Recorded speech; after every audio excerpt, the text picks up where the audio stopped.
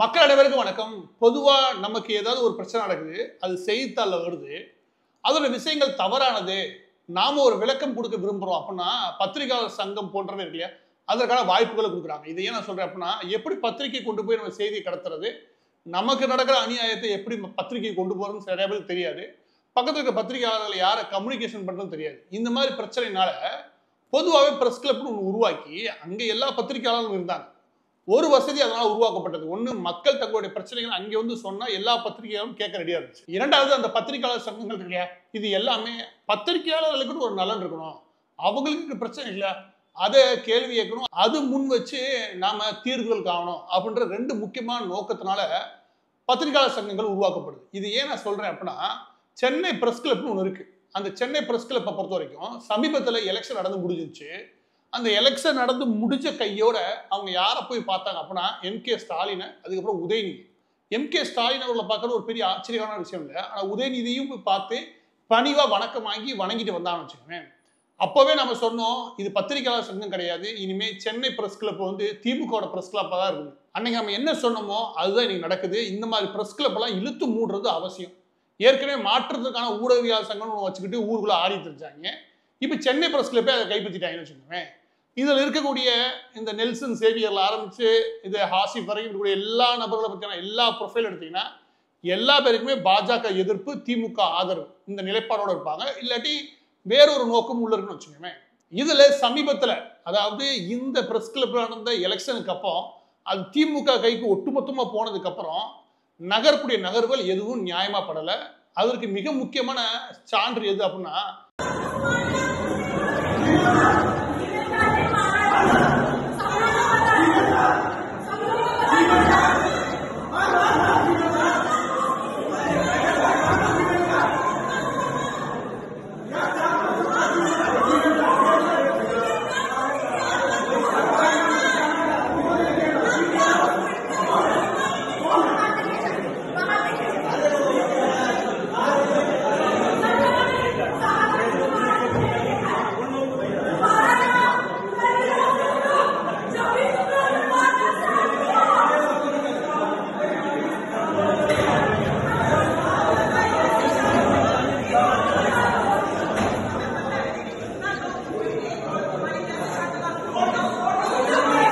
ரெண்டு நாளைக்கு முன்னாடி ஏபிவிபி, அதாவது ஏபிவிபியும் எஸ்எஃப்ஐயும், ஏபிவிபின்றது ஆர்எஸ்எஸ் பிஜேபி சார்புடைய மாணவர் அணின்னு வச்சுக்கோங்க. எஸ்எஃப்ஐன்றது கம்யூனிஸ்ட் இயக்கங்கள்லாம் வந்தது.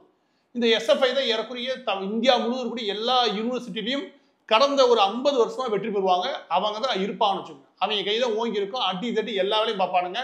ஏன்னா எஸ்எஃப்ஐ பத்தி முழுசா எனக்கு தெரியும். ஏன்னா அந்த கூட்டத்துல தான் வந்தவேன் நான், அதனால சொல்றேன். இப்போ நான் என்ன சொல்றேன் அப்படின்னா, அந்த எஸ்எஃப்ஐக்கும் ஏபிவிபிக்கும் ஒரு சண்டை வருது. எங்கே? South Asian university. South Asian யூனிவர்சிட்டியில மகா சிவராத்திரிக்கு முந்தின நாள் ஒரு பிரச்சனை ஒன்று நடக்குது.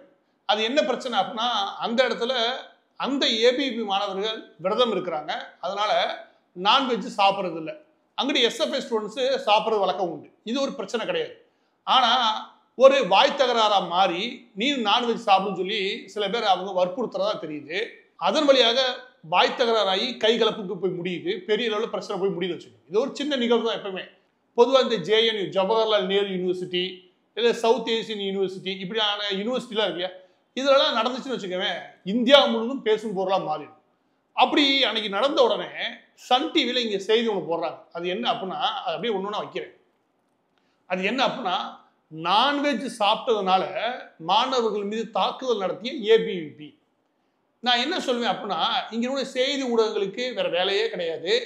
எதை பரப்பணும்னு நினைக்கிறாங்களோ அதை தான் செய்தியாக மாற்றுவாங்க. அவங்க செய்தி வெளியிடலை, நீங்கள் என்ன செய்தி படிக்கின்றதோ அதை அனுப்புகிறாங்க. ரெண்டுக்கு வித்தியாசம் இருக்குது. ஒரு செய்தியை நீங்கள் படிக்கிறதுக்கும் ஒரு செய்தியை நீங்கள் எப்படி கேட்கணும் நான் முடிவு பண்ணுறதுக்கும் வித்தியாசம் இருக்குது. இவங்க எல்லா பேரும் உட்காந்து எந்த செய்தியை எப்படி மக்கள் கேட்கணும் முடிவு பண்ணுறாங்க. இது செய்தி நிறுவனங்கள் கிடையாது. இவங்க எல்லா பேருமே ஒரு பிரச்சார யுக்தி மாதிரி திமுகவுக்கு வேலை பார்க்குறாங்க. இப்போ நான் என்ன சொல்கிறேன் அப்படின்னா, உடனடியாக ஏபிவி என்ன சொல்றாங்கன்னா, எல்லா மாநிலத்தில் இருக்கக்கூடிய பிரஸ் கிளப் வழியாக அவங்களுக்கான விஷயங்களை விளக்கங்கள் கொடுக்குறாங்க. அந்த வகையில் சென்னையில் இருக்கக்கூடிய சென்னை பிரஸ் கிளப் இல்லையா, அதில் ஏபிவி அணுகுறாங்க. அதுக்கான டாக்குமெண்ட் வச்சிடறாங்க. அதை அணுகுறாங்க. அவங்களும் ஓகே சொல்றாங்க. அதில் ஜாக்கப்ன்ற என்ன பண்றாருன்னா, நீங்க இவ்வளோ அமௌண்ட் கட்டுன்ற காசை கேஷாக தான் வாங்குறாங்க. கேஷை வாங்கிட்டு பில்லு கொடுக்குறாங்க. அடுத்த 15-20 நிமிஷத்துல ஃபோன் காலில் பேசிட்டு என்ன விஷயமா பேச போறீங்கிறப்ப சன் டிவி இப்படி செய்தி வெளியிட்டுருக்காங்க, அந்த செய்தி தவறானது, அதற்கு மறுப்பு தெரிவித்து நாங்கள் விளக்கம் கொடுக்க விரும்புகிறோம், அதோட சேர்த்து எங்கள் தரப்பு விளக்கங்கள் முழுமையாக தெரிவிக்க விரும்புகிறோம். இதுதான் இந்த ஏபிவிபி மாணவர்களுடைய கோரிக்கை, அந்த மாணவ அமைப்பினுடைய கோரிக்கை. எஸ்எஃப்ஐ உடைய விளக்கத்தை நீங்க வெளியிட்டீங்களா? 2 இயக்கங்கள், அது எது தப்பு பண்ணுச்சு எது ரைட் பண்ணுச்சுன்னு அந்த யூனிவர்சிட்டி முடிவு பண்ணுறது. ஆனா 2 மாணவர்கள் இயக்கங்கள் மோதிக்கிறாங்க. அந்த 2 மாணவர்கள் இயக்கத்துல எது உண்மைன்றது அடுத்த கட்டம். ஆனா 2 பேர்ல ஒரே ஒருத்தருடைய விளக்கத்தை மட்டும் வெளியிட்டுட்டு ஒருத்தருடைய விளக்கத்தை மொத்தமா முடக்கிறதுல அது நியாயம் கிடையாது. அது பிரஸ் கிளப்பே நடந்த எப்படி இருக்கும்? இவங்க போய் சொன்னதுமே சன் டிவிக்கு எதிராவா? முடியாதுப்பா தம்பி, அதெல்லாம் பண்ண முடியாது, இந்த நீ காசை வாங்க, நீ கிளம்பு, இங்க இதெல்லாம் செய்யக்கூடாது தம்பி, அந்த இதெல்லாம் நடத்துறதுக்கு நாங்கள் அனுமதிக்க முடியாது. எப்படி அனுமதிக்க முடியாது? ஏபிவிபின்னு ஜாக்கப் அனுமதிச்சிடாரு என்னன்னு தெரியாம. ஆனா பின்னாடி விசாரிச்சதுமே அடுத்த 10 நிமிஷத்துல அந்த காசை திருப்பி கொடுத்துட்டு அதை மறுக்கிறார். அந்த எல்லா விஷயத்துக்கான ஆதாரம் இருக்கு. நான் என்னுடைய கேள்வி என்ன அப்படின்னா, எதன் அடிப்படையில ஒரு மாணவர் அமைப்புக்கு நீங்க மறுப்பு தெரிவிக்கிறீங்க, இன்னொரு மாணவர் அமைப்புக்கு நீங்க ஆதரவு தெரிவிக்கிறீங்க? அவங்க வந்தது உங்களுக்கு செய்தி போடணும்னு சொல்லியோ எங்களுடைய விஷயங்களை கண்டிப்பா நீங்க போட்டாகணுமோ சொல்ல கிடையாது. நீங்க வச்சிருக்க அந்த இடம்ன்றது தங்களுடைய விஷயங்களை விளக்கம் கொடுக்கறதுக்காக வரக்கூடியவர்களுக்கான இடம். அந்த இடத்துல மாணவர் அமைப்பு ஒன்று கேட்கிறாங்கன்னா நீங்க சரியான காரண காரியம் இல்லாம நீங்க மறுப்பு தெரிவிக்க முடியாது. ஆனா மறுப்பு தெரிவிச்சிருக்கானா சென்னை பிரஸ் கிளப்பா இல்ல, அது முழுக்க முழுக்க திமுக பிரஸ் கிளப்பா இருக்கு. யார் அங்க பேசணும், யார் அங்க பேசக்கூடாது அப்படின்ற முடிவு இருக்குல்ல, அது எந்த இடத்துல நீங்க முடிவு பண்றீங்க?